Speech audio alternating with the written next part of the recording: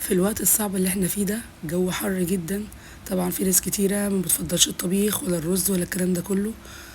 بنجيب الهمبرجر بتاعنا كده اللي احنا عاملينه في البيت، وعلى الجريل 3 معالق كده من الزيت، وبنديهم تشويحة حلوة كده زي ما انتوا شايفين، بياخدوا لون حلو كده.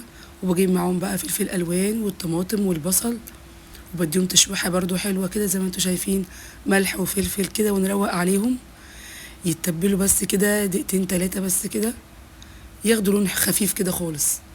وبحضر بقى احلى سندوتش سهل وبسيط وسريع. بيجيب الكايزر بتاعنا كده. انا هنا عامله ميكس كاتشب على مايونيز. طبعا الحاجات اللي متوفره عندكم تستخدموها في السندوتش ده. انا بالنسبه لي ده سهل وبسيط، ويعني سريع في نفس الوقت، والطعم روعه. بجيب بقى عندي كده الخضار اللي انا شوحته. الفلفل الالوان قلت لكم طبعا موجود دلوقتي بكميه حلوه قوي، وسعره جميل جدا، يعني سعره في متناول الجميع. ونستخدمه في كذا حاجه، سندوتشات بقى، طبيخ، بندخله في الاكل في كذا وصفه. يعني عايزين نستغل الموسم بتاعه ده. برضه قلت لكم نخزنه. بنجيبه بنغسله كويس وننشفه، وفي كيس كده، وبنحطه في الفريزر، بنطلعه على الاستخدام.